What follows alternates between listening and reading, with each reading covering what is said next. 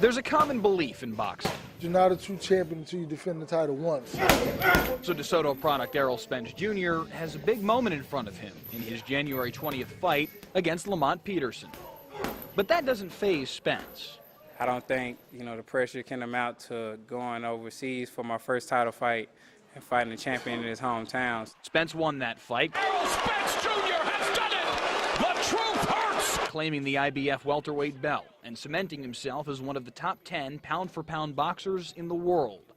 But in 11 days... It's a statement fight for me, to show everybody that I'm the top welterweight in the division. I am the best welterweight in the division. Among the challenges for Spence leading up to this fight is maintaining his focus on Lamont Peterson, as rumors of a possible welterweight title unification bout against Keith Thurman swirl in the background. I keep the tunnel vision because I know that Lamont Peterson is a dangerous fighter, and if I don't beat Lamont Peterson, then I can't get those fights. So it's one step at a time. I beat Lamont Peterson, then the other fights can happen. But that doesn't mean there won't be trash talk between the two.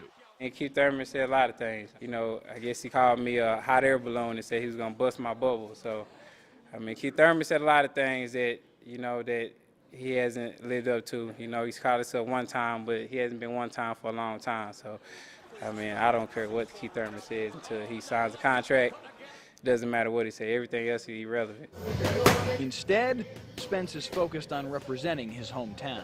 Dallas is a sports city. We're known to have, great athletes come from Dallas, and I want to be a part of those great athletes and go down in history as a great athlete that come from Dallas. World champ is a pretty good start. Mike Leslie, Channel 8 Sports.